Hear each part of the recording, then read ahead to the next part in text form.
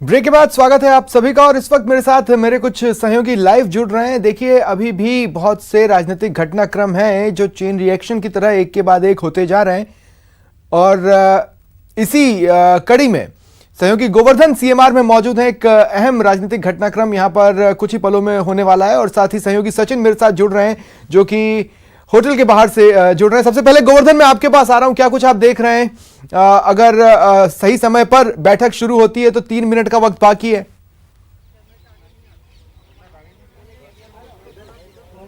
बिल्कुल, देखिए, मुख्यमंत्री अशोक गहलोत और सारे जो मंत्री हैं वो बस में बैठ करके होटल में से यहाँ पर पहुंच रहे हैं। कुछ ही देर में आप नजारा यहाँ का देख सकते हैं। सीएम निवास के बाहर का सुरक्षा व्यवस्था कड़ी कर दी गई है और ये आप देख सकते हैं सीएम निवास पर। यहीं से वो बसों में बैठ करके सारी पूरी जो कैबिनेट है वो आज एक साथ बैठ करके सचिन पायलट और उनके दोनों समर्थित मंत्रियों को बर्खास्त करने के बाद एक साथ पूरी कैबिनेट के साथ अशोक गहलोत यहाँ पर आ रहे हैं। आप देख सकते हैं उनका जो काफिला है वो आता हुआ आपको दिख रहा होगा, विजुअल हम देख सकते हैं। ये आ रहे हैं और यहाँ से आते ही सीधे ये कैबिनेट की बैठक होगी।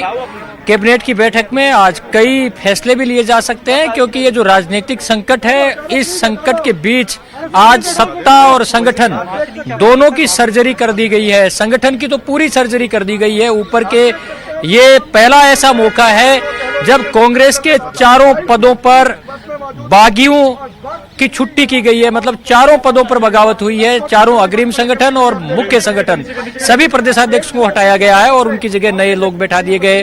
मंत्रिमंडल में भी डिप्टी सीएम सहित आप देख सकते हैं बस में बैठ करके पूरी कैबिनेट, मुख्यमंत्री सहित, ये देखिए मुख्यमंत्री ने ग्रीट भी किया है मीडिया को। और ये पूरी जो कैबिनेट है मुख्यमंत्री की, ये सीएम हाउस में आती हुई इस पूरे राजनीतिक संकट के बीच इस कैबिनेट और मंत्रिपरिषद की बैठक को काफी महत्वपूर्ण माना जा रहा है। इसके फैसलों की सबकी निगाह टिकी हुई रहेगी। क्या मंत्री परिषद की बैठक में सारे मंत्रियों से सामूहिक इस्तीफे लिए जाएंगे और उसके बाद आगे कैबिनेट का विस्तार होगा? सबसे ज्यादा सवाल इसी बात को लेकर के है क्योंकि कैबिनेट में अब 30 की जो संख्या थी उसमें से 22 हो चुके हैं। आज 3 को बर्खास्त कर दिया गया। सचिन पायलट, रमेश मीणा और विश्वेंद्र सिंह की बर्खास्तगी के बाद 8 जगह कैबिनेट में खाली है। 8 मंत्री और बनाए जा सकते हैं। आप देख सकते हैं ये बस पूरी कैबिनेट को लेकर के सीएम अशोक गहलोत के नेतृत्व में पूरी कैबिनेट यहाँ पर आ चुकी है सीएम निवास पर। और अब थोड़ी देर में कैबिनेट की बैठक यहाँ पर शुरू होगी। मौजूदा राजनीतिक संकट है उस पर भी चर्चा की जाएगी। तो कुछ अहम फैसले भी कैबिनेट की बैठक में लिए जा सकते हैं क्योंकि वरिष्ठ अफसर हैं वो भी यहाँ इस बैठक में पहुंचे हैं। आप देख सकते हैं महिला बाल विकास मंत्री ममता भूपेश है, वो अपनी गाड़ी में यहाँ पर पहुंचे। कुछ मंत्री हैं वो अपने पर्सनल वाहनों से भी यहाँ पर आए हैं। ममता भूपेश दौसा जिले से हैं जहां पर सचिन पायलट और उनके परिवार का राजनीतिक प्रभाव रहा है।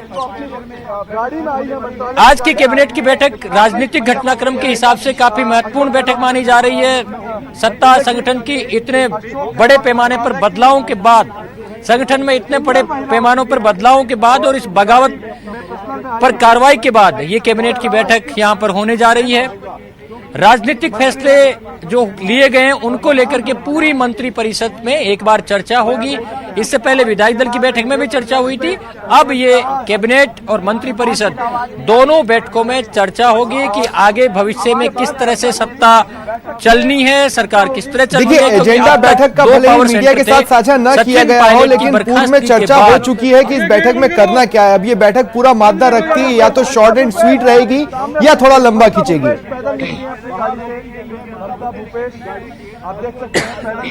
बिल्कुल, देखिए ये सीएम स्तर पर तो ये फैसला पहले ही हो चुका है, तभी मीटिंग कॉल की गई है कि करना क्या है। अब मीडिया में देरी से साझा किया जाता है या साझा नहीं किया जाता है ये अलग बात है, लेकिन सियासी हिसाब से ये बहुत महत्वपूर्ण बैठक मानी जा रही है क्योंकि आज बड़े फैसले लिए गए संगठन के हिसाब से भी और जो बगावती नेता हैं उनकी बर्खास्तगी के साथ ही।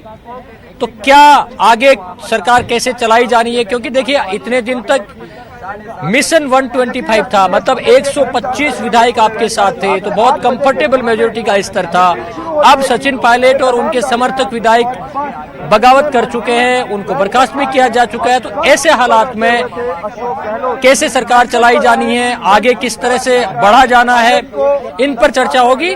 साथ ही एक comfort zone CM Ashok Gehlot को जरूर यहां पर होगा कि सत्ता के भीतर, सरकार के भीतर अब पावर सेंटर केवल एक रह गया है, और कोई भी मुख्यमंत्री यही चाहेगा कि पावर सेंटर, उसका पावर शेयर करने के लिए कम से कम लोग हो। तो ये जरूर राहत की बात यहां पर होगी कि अब अशोक गहलोत को फ्री हैंड हाईकमान से मिला हुआ है और वो अपने हिसाब से फैसले लेंगे। बिल्कुल गोवर्धन, मैं आपसे बातचीत करता हूं, सचिन के पास भी मैं जाना चाहता हूं। सचिन, हमने देखा कि कई कद्दावर चेहरे अब सीएमआर में पहुंच चुके हैं, लेकिन अभी बड़ी संख्या में चेहरे होटल में भी मौजूद हैं।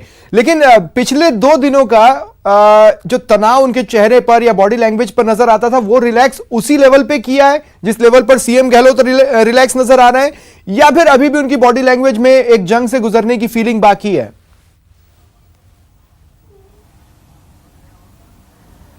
देखिए, तमाम तरह से कोशिशें की जा रही है कि जो मीडिया के सामने जो तस्वीरें आए, चाहे वो मुख्यमंत्री की खुद की हो या जो बस में अन्य विधायक, माफ कीजिएगा, मंत्री मौजूद थे, वो सभी कंफर्टेबल अपने आप को दिखाने की कोशिश कर रहे हैं। लेकिन हकीकत में स्थिति कुछ भी हो सकती है, क्योंकि अभी भी कहीं ना कहीं जो संख्या बल का दावा सरकार के द्वारा किया जा रहा है, वो उसकी अग्नि परीक्षा, फ्लोर टेस्ट होगी। बीजेपी इसी चीज का इंतजार कर रही है।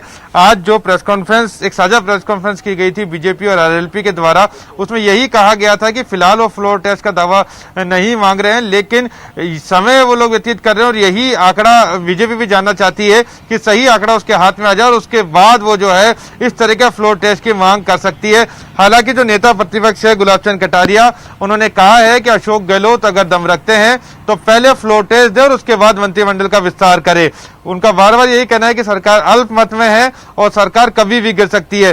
तो जहां तक कंफर्टेबल की बात है, अपने आप को दिखाने की बात है, तो केवल एक हम कह सकते हैं कि एक ये इनका स्टैंड हो सकता है पॉलिटिकल। मुख्यमंत्री खुद जो है अभी जब बस से यहाँ से रवाना हुए थे तो मीडिया के कैमरों की तरफ उन्होंने अपना हाथ हिलाया था, मुस्कुरा कर उन्होंने वेव ऑफ करते हुए अपने आप को कंफर्टेबल दिखाने की कोशिश की थी।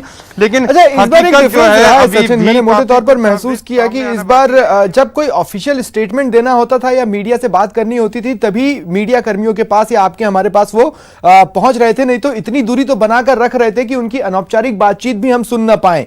लेकिन फिर भी मैं नहीं चाहता कि आप किसी का नाम लें, लेकिन जो भी अनौपचारिक बातचीत आपने पिछले 1-2 घंटे में अगर आप सुन पाए हैं, या ऐसी कोई अनौपचारिक चर्चा जो वो आपस में करते नजर आए हो।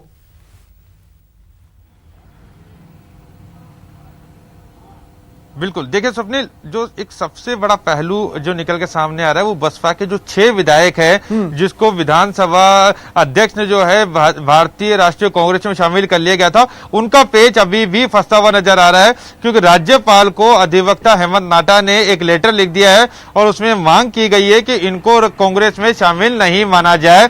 तो कहीं ना कहीं ये बात अभी भी जो यहाँ मौजूद विधायक है बसपा के और इसके अलावा जो कांग्रेस के विधायक है उनमें भी एक चर्चा का विषय बना हुआ है कि जब फ्लोर टेस्ट की अगर नौबत आती है, फ्लोर पे अपने आप को कांग्रेस को साबित करना होता है कि उसका बहुमत है, तो क्या कांग्रेस के वो जो 6 विधायक जो बसपा में शामिल हुए, जिसके बाद कांग्रेस 101 से 107 हो गई थी, क्या उन्हें कांग्रेस का विधायक माना जाएगा या उनपे कोई दल बदल कानून लागू हो सकता है?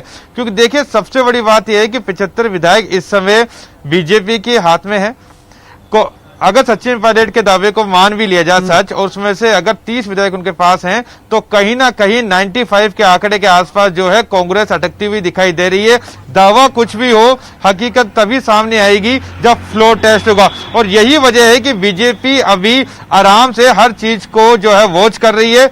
आज कई बार हमने सतीश पूनिया से और तमाम नेता प्रतिपक्ष से, उपनेता प्रतिपक्ष से सवाल पूछा कि क्या वो फ्लोर टेस्ट की मांग करेंगे, तो उन्होंने ऑफिशियली इस चीज को नकार दिया। उनका कहा कि वो हर चीज पर बारीकी से बारीक नजर रख रहे हैं और केंद्रीय नेतृत्व से निर्देश मिलने के बाद ही किसी तरह की मांग रखी जाएगी।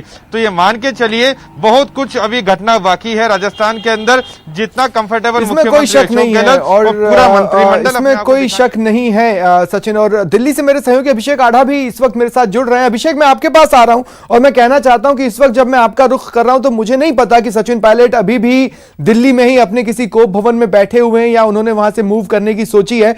लेकिन जो बात मैं कंफर्मिटी के साथ कह सकता हूं वो ये कि जो कुछ भी इस वक्त राजस्थान में चल रहा है, जिसे कवर कर रहे हैं गोवर्धन चौधरी और सचिन, उसकी पटकथा को हरी झंडी आला कमान से यानी दिल्ली से मिल चुकी है।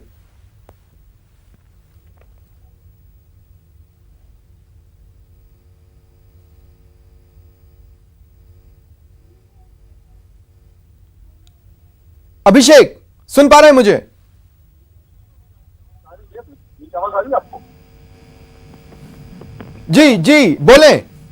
मैं ये कह रहा हूँ कि ये जो पूरा घटनाक्रम है तो आज हुआ, इतना बड़ा फैसला आला कमान की इन्फॉर्म उनको इतना 20,000 उनको भरोसे में लिए बगैर इतना बड़ा फैसला करना मुमकिन नहीं है किसी भी पार्टी के लिए। किसी पार्टी को इतना बड़ा फैसला करना अपने सभी सदस्य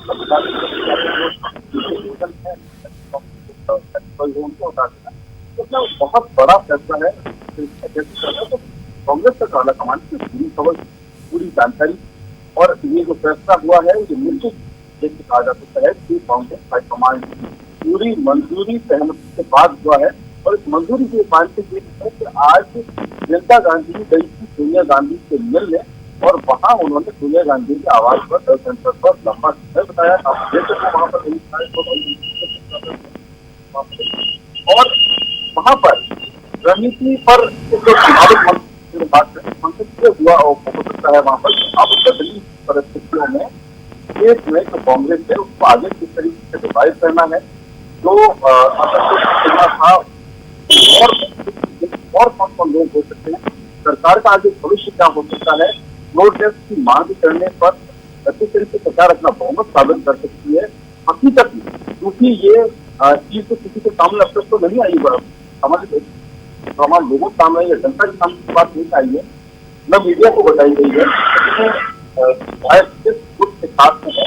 लेकिन आला कमान को तो पूरा पता है कि के साथ चाहे जो जयपुर में बैठा है वो होता है, जो दिल्ली में बैठा होगी, तो आला कमान को ये आंकड़ों का पूरा खेल पता है और उन आंकड़ों के खेल में बदली हुई परिस्थितियों में कैसे सरकार को अगले 5 साल तक कार्रवाई कराना, अगले आपके 5 साल तक संभावित मंथन संभव है जो मंथन हुआ होगा सोनिया गांधी और प्रियंका गांधी के बीच। ठीक है, तो इसके लिए जिम्मेदारी और बड़ी होगी है। ठीक है अभिषेक, और यहाँ पे अपने दर्शकों को एक बात और बताना चाहते हैं कि देखिए 3-4 दिन से तो ट्विटर पर सचिन पायलट खामोश थे, लेकिन आज एक और ट्वीट उन्होंने अब कर दिया है। उन्होंने जितने भी लोगों ने उनका साथ दिया उनका धन्यवाद इस ट्वीट के जरिए उन्होंने दिया है। रुख करूंगा मैं सहयोगी गोवर्धन का। गोवर्धन, मैं आपके पास आ रहा हूं और मैं पूछना ये चाहता हूं कि अमूमन गोवर्धन सुन रहे हैं मुझे?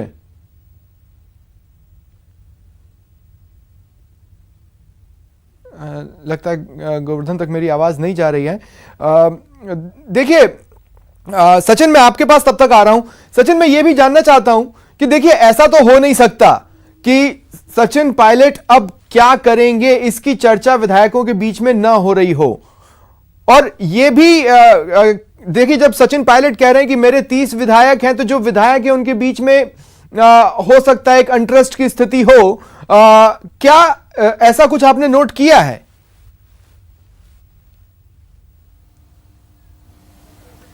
बिल्कुल, देखिए ये चर्चा विधायकों के साथ साथ जितने भी कांग्रेसी कार्यकर्ता हैं और इसके अलावा जो विपक्ष की मुख्य पार्टी है बीजेपी, इस तमाम तरह के लोगों के बीच में चर्चा बनी हुई है। होटल के अंदर भी चर्चा आम है विधायकों के बीच में कि अब आगे क्या होगा, कितनी संख्या जो मुख्यमंत्री बता रहे हैं 107 लोग हमारे साथ हैं कांग्रेस के, और बाकी जो सचिन पायलट का दावा है कि 30 विधायक जो हैं उनके साथ हैं। तो कहीं ना कहीं ये चर्चा का विषय बना हुआ है कि जब सब लोग अपने अपने दावे कर रहे हैं, लेकिन विधायकों की संख्या जो है वो 125 से ज्यादा किसी की हो नहीं सकती है, क्योंकि 75 जो विधायक हैं वो सीधे तौर पर जो है बीजेपी के साथ हैं और दोनों ही इस तरह का दावा कर रहे हैं कि उनके पास पूरे विधायक हैं। तो कहीं ना कहीं चर्चा का विषय बना हुआ है कि आखिर अब सचिन पायलट का जो है अगला कदम क्या होगा। और ये अपने आप में क्यूरियोसिटी दर्शकों की भी लगातार बनी हुई है कि जब आज उन पर कार्रवाई की गई है तो अब उनका जो है अगला कदम क्या होगा। और इसके लिए इंतजार करना पड़ेगा कल सुबह 10 बजे का, क्योंकि 10 बजे का समय निकल के आ रहा है कि सचिन पायलट कल मीडिया से रूबरू होंगे और वो अपनी आगे की रणनीति का खुलासा करेंगे।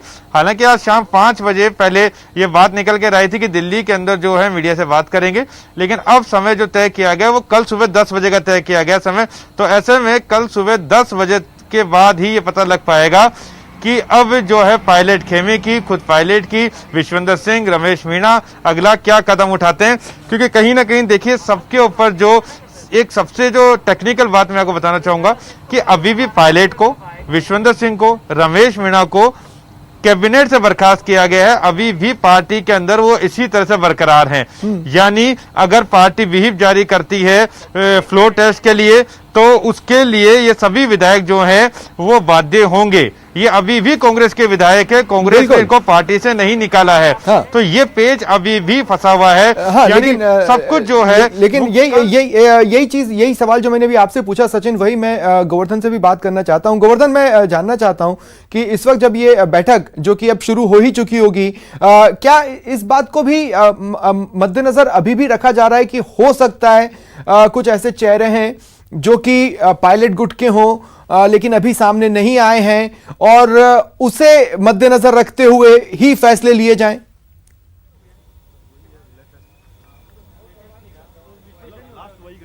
नहीं, देखिए कैबिनेट की बैठक में इस तरह की चीजें, क्योंकि जो पॉलिटिकल नेगोशिएशन किया जाना है वो वरिष्ठ नेताओं के साथ में जो बैठक की गई है या बैठक की जानी है उसमें किया जाना है। कैबिनेट की बैठक में इस तरह की डिसीजन या इस तरह के इश्यूज हैं उनको डिसाइड न तो किया जाएगा न उन पर चर्चा की जाएगी। किसको लेना है, पॉलिटिकल नेगोशिएशन किस तरह से करना है, किस पायलट खेमे के विधायकों से कैसे संपर्क किया जाना है, ये वरिष्ठ नेता जो दिल्ली से आए हुए हैं उनके साथ मुख्यमंत्री की पहले कई दौर की बैठकें हो चुकी है। इस कैबिनेट की बैठक के बाद हो सकता है वो नेता और साथ में बैठे, वो उनके साथ में चर्चा होगी। सवाल अभी भी बना हुआ है और ये हर पॉलिटिकल पार्टी कोशिश करती है अंतिम समय तक कि इस तरह का जब पॉलिटिकल क्राइसिस आता है तो नाराज लोगों के या विरोधी खेमे में से विधायकों को तोड़ के लाने के पूरे प्रयास होते हैं। अभी भी ये प्रयास किए जा रहे हैं कि पायलट के साथ जो विधायक हैं उनको किसी न किसी बहाने ठीक है सत्ता खेमे में। ठीक है, शुक्रिया गोवर्धन और सचिन, आप दोनों का आप निगाह बनाए रखें। फिलहाल तमाम बातचीत के लिए शुक्रिया और रुकते हैं एक ब्रेक के लिए।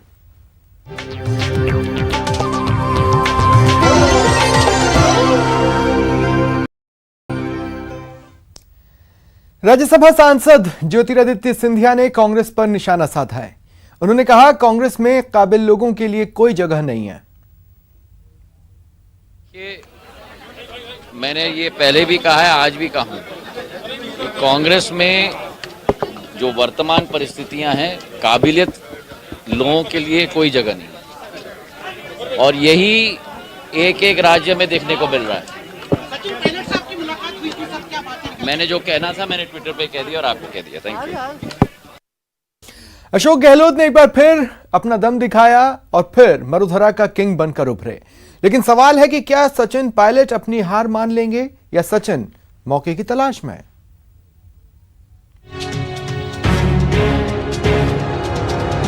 सचिन पायलट का वार देखिए। सत्य को परेशान किया जा सकता है, पराजित नहीं। कांग्रेस का पलटवार देखिए। सत्य वचन सचिन पायलट। आपने भाजपा के साथ मिलकर सत्य को काफी परेशान किया, लेकिन पराजित नहीं कर पाए, न आगे कर पाएंगे। सत्यमेव जयते।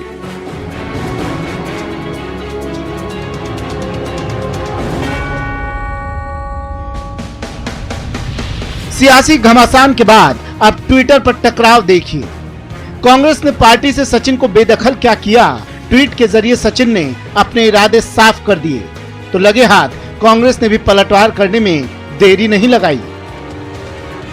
सत्य वचन सचिन पायलट। आपने भाजपा के साथ मिलकर सत्य को काफी परेशान किया, लेकिन पराजित नहीं कर पाए, न आगे कर पाएंगे। सत्यमेव जयते। अब कांग्रेस के कुछ नेता सचिन पायलट को कोस रहे हैं, भला बुरा कह रहे हैं। तो कांग्रेस के ही कुछ नेता अब भी सचिन पायलट के साथ खड़े हैं, उनके सपोर्ट में। ऐसा क्यों हो रहा है? हमें इस समय उन शक्तियों से लड़ना है, और ये बात सिर्फ मैं नहीं कह रहा हूँ, तो सचिन भी कह चुके हैं, सिंधिया साहब भी जब थे पार्टी में तो उन्होंने भी कहा था कि मैं तो इतना ही कह सकता हूँ कि जो भी हो रहा है, जैसे देखा उसको देखकर बड़ा दुख हुआ। सलमान खुर्शीद अकेले नेता नहीं हैं जो सचिन का समर्थन करने वाले कांग्रेसियों की फेहरिस्त में हैं। अभिषेक मनु सिंघवी, कपिल सिब्बल, जतिन प्रसाद और संजय निरुपम जैसे कद्दावर कांग्रेस के नेता भी शामिल हैं। लेकिन तीर तरकश से निकल चुका है और पायलट की राह कम से कम कांग्रेस से तो जुदा हो गई है। लेकिन सवाल है कि अब सचिन पायलट आगे क्या करेंगे। फिलहाल इतना ही, मुझे दें इजाजत, नमस्कार।